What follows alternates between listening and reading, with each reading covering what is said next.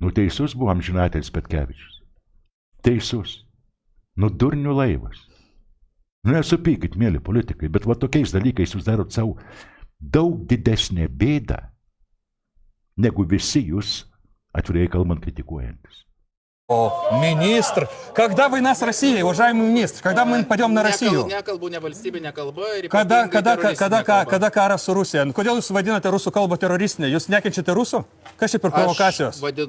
Jūs vadinate rusų kalbą teroristinę. Gerbiamas ministrė Kaunai, jūs gausite raketą tiesiai į savo mėgamą langą. Gerbiamasis, kaip Irano ajatola. Apie poligoną norit pakalbėti ar apie ką? Nu jo. Vargas lietuvėliai su tokia valdžia. Juk taip yra. Jūsgi patys kertat savo šaką, ant kurios bandot išsėdėti.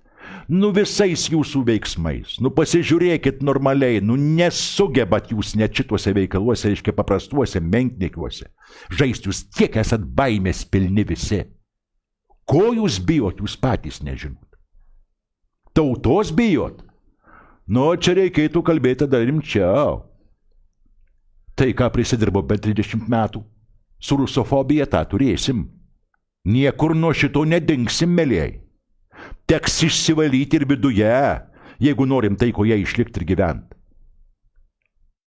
Negalima buvo daryti to, ką mes padarėm per 30 metų savo vidinį ideologiją.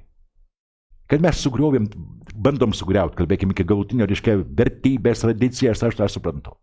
Bet mes ir mokam lietuvių tautą atsispirti šitam dalykui.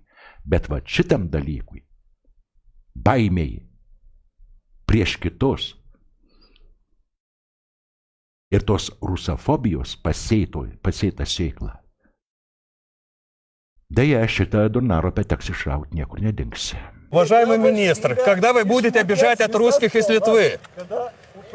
Уважаемый министр, когда вы будете обижать из Литвы? Уважаемый министр, когда вы будете бежать из Литвы? Какими путями? Уважаемый министр, куда вы уезжаете?